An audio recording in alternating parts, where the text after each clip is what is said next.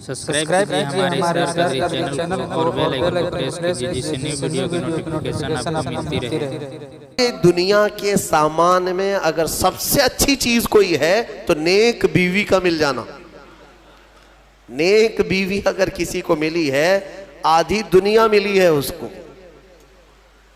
हदीस पाक की बात मैं कह रहा हूं। तो दुनिया जब मांगी जाए तो नेक और सालेह औरत की तमन्ना करना ये आधी दुनिया मांगने के बराबर है। हमेशा का जो घर है वही मांगो अल्लाह की बारगाह में। और अगर दुनिया मांगना भी है तो अल्लाह की बारगाह में यूं मांगो जैसे उसने खुद सिखाया है। रब्बना आतिना फिद दुनिया हसना व फिल आखिरती हसना। ऐ हमारे रब, दुनिया में जो सबसे अच्छी चीज है वो मुझे अता कर और आखिरत में जो सबसे अच्छी चीज है वो मुझे अता कर। वकीना अज़ाबन नार, और दोज़ख के अजाब से हमें बचा ले।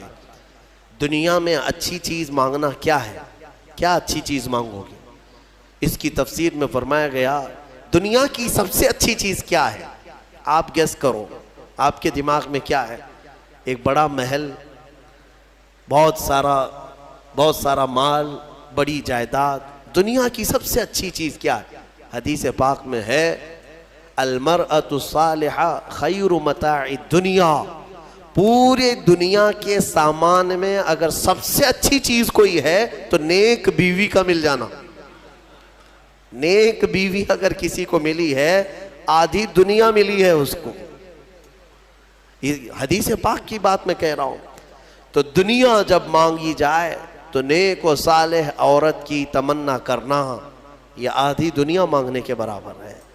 हकीकत है मेरे अजीजों, वहीं से तुम्हारी नस्ल है, वहीं से तुम्हारा घर है, वहीं से सब कुछ है। हत्ता कि तुम्हारे दिमाग का भी सारा सुकून या बर्बाद होना सब वहीं से कनेक्शन है। देख लो एक बार, बहुत सारे लोग जो शादीशुदा हैं इसको आजमाते होंगे या महसूस करते होंगे, जिंदगी फिर जुड़ जाती है। कोई काम में वो तन्हा नहीं है, हर चीज में साथ साथ है। और अगर साथ वाली जल्लाद है तो फिर इसकी ये आधी जहन्नम यही है, इसकी आधी जहन्नम यही हो जाती है अगर जल्लाद मिल गई। क्योंकि उसके दिमाग पर असर है, उसके बिजनेस पर असर है, दोस्तों पर असर है। रात को सोया नहीं, दिन भर बकबक करता रहेगा।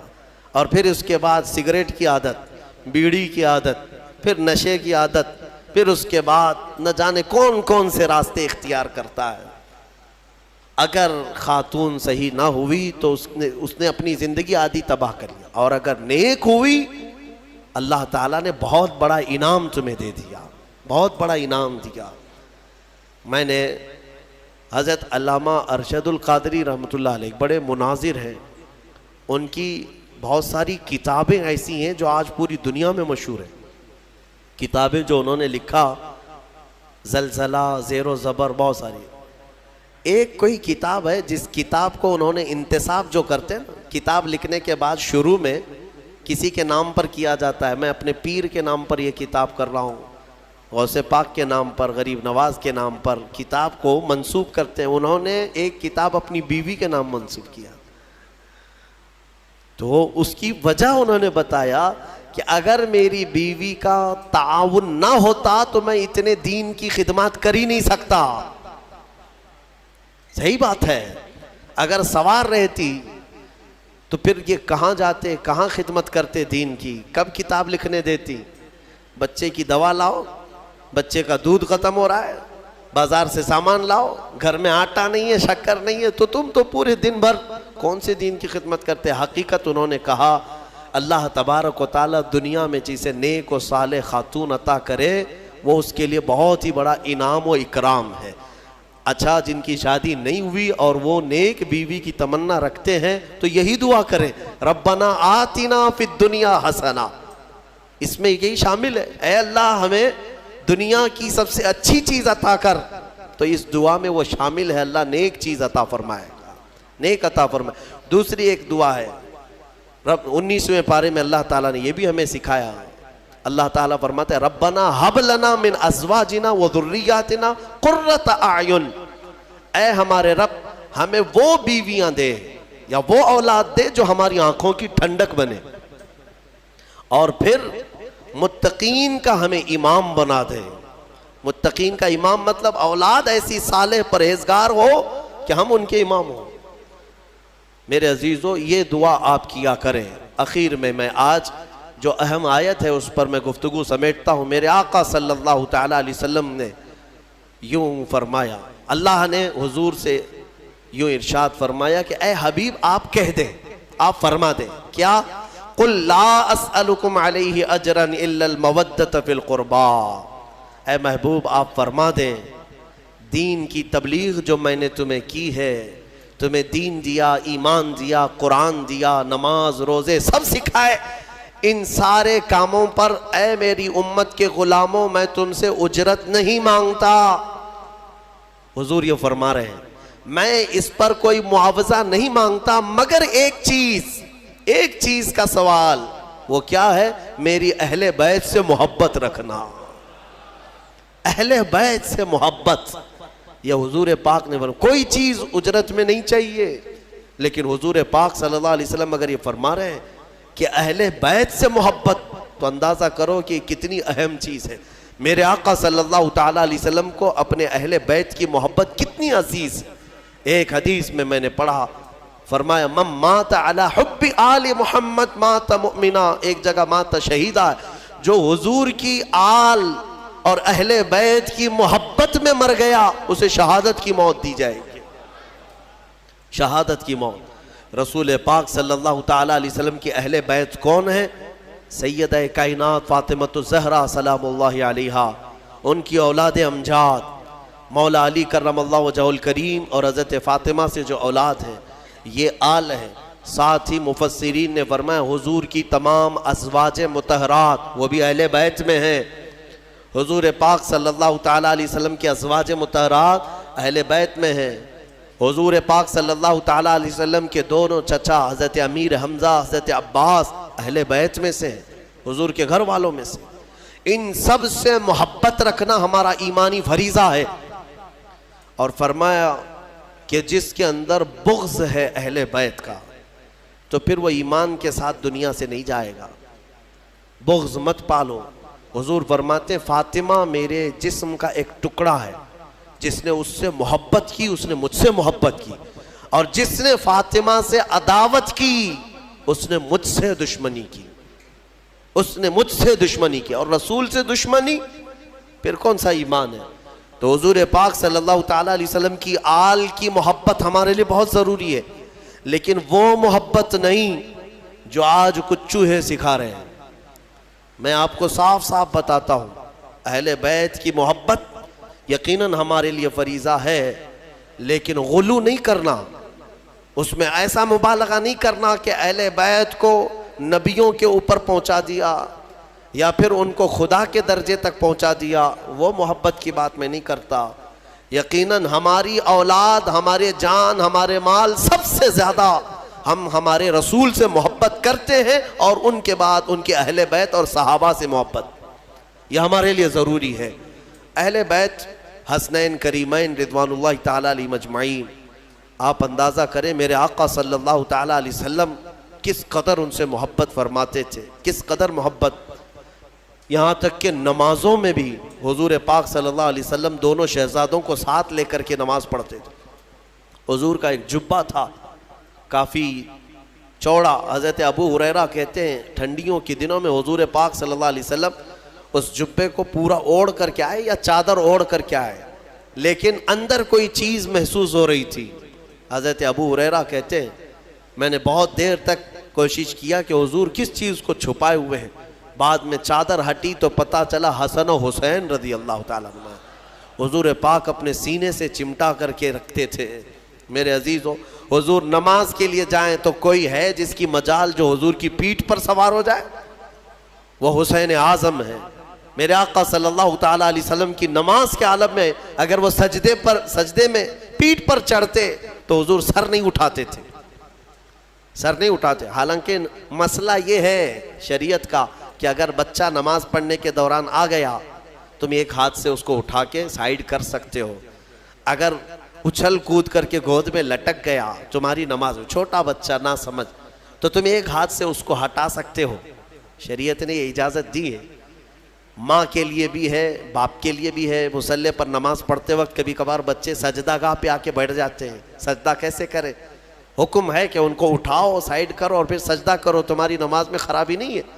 یہ مسئلہ تو ہے، لیکن میرے آقا صلی اللہ علیہ وسلم نے حسین اعظم کے سوار ہونے کے وقت نہ اپنی پیٹھ سے ہاتھ کھینچ کر کے ان کو الگ کیا، نہ ہی ہلا کر کے ان کو گرایا، بلکہ جب تک خود امام حسین اترے نہیں میرے آقا سجدے میں ہی رہے، لمبا سجدہ ہو جاتا تھا۔ یہ نازوں کے پلے ہوئے شہزادے کس کے ہیں؟ میرے آقا کے ہیں۔ اور پھر فرمایا میرے آقا نے کہ جنت کے پھول جس کو ریحان کہا جاتا ہے، سب سے زیادہ خوشبو ان پھولوں کی ہوتی ہے۔ میرے آقا صلی اللہ علیہ وسلم فرماتے ہیں جنت کے وہ ریحان کوئی دنیا میں ہے تو وہ حسن و حسین ہے۔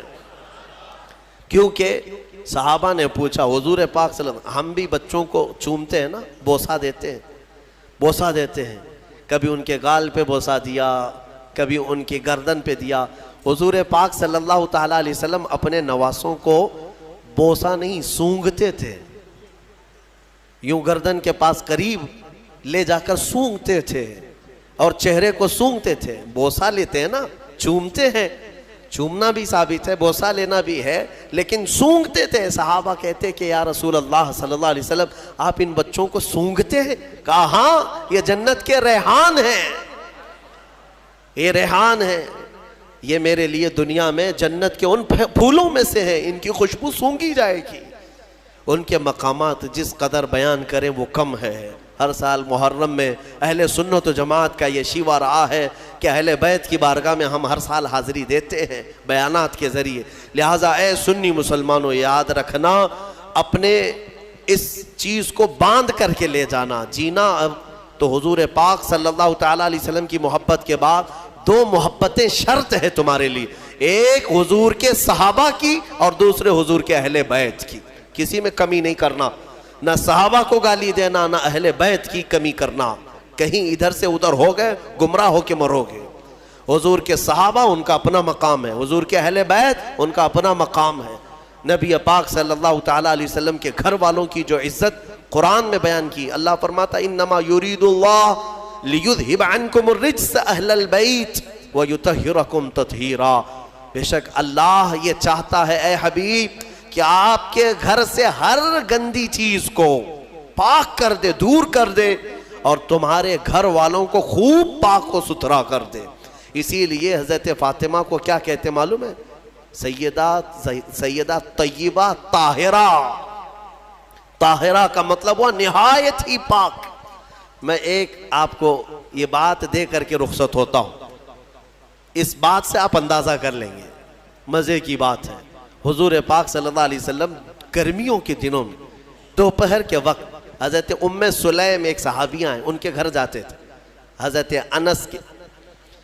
ام سلیم یہ صحابیاں ہیں، خدمتگار تھی حضور کی۔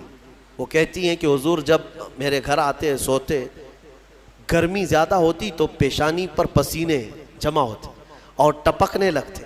حضرت ام سلیم وہ پسینے کی بوندیں جمع کرتی تھی اور شیشی میں بھر لیتی تھی۔ ایک دن حضور پاک بیدار ہوئے، پوچھا ام سلیم یہ کیا کر رہی ہے؟ وہ کہتی ہیں یا رسول اللہ صلی اللہ علیہ وسلم اس کو میں حفاظت سے رکھتی ہوں، مدینے میں جب بھی کسی کے گھر میں شادی ہوتی ہے تو دلہنوں کو ہم یہ عطر کے طور پر لگاتے ہیں۔ اللہ، صحابہ کا عقیدہ ہے دلہنوں کو عطر کے طور پر، اور اس میں جو خوشبو ہے وہ کسی بھی خوشبو میں نہیں آتی، نہ کستوری میں، نہ مشک میں، نہ عنبر میں، کسی میں نہیں۔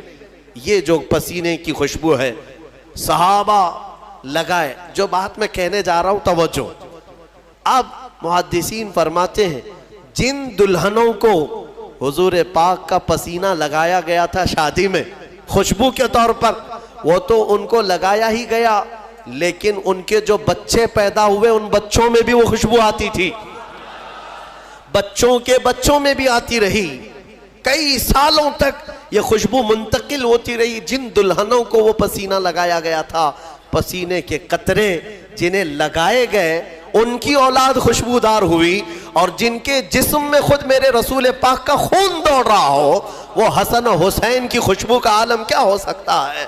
اسی لیے ہمارے امام اعلیٰ حضرت فاضل بریلوی فرماتے ہیں، واللہ جو مل جائے میرے گل کا پسینہ، مانگے نہ کبھی عطر نہ پھر چاہے دلہن پھول، کیا بات رضا اس چمنستان کرم کی، زہرا ہے کلی جس میں حسین و حسن پھول۔ یا اعلیٰ حضرت نے فرمایا اس کرم کی بات ہی کیا ہے، اس چمنستان کی جس میں کلی زہرا ہے اور پھول حسن و حسین ہے۔ ان کی خوشبو کو آپ اندازہ بھی نہیں کر سکتے۔ قیامت کے دن اللہ کی بارگاہ میں اتنی دعا ہے کہ مولا یہ سرداران جنت جب دروازے پر ہوں تو ان کے قدموں میں مولا ہمیں جنت عطا فرما۔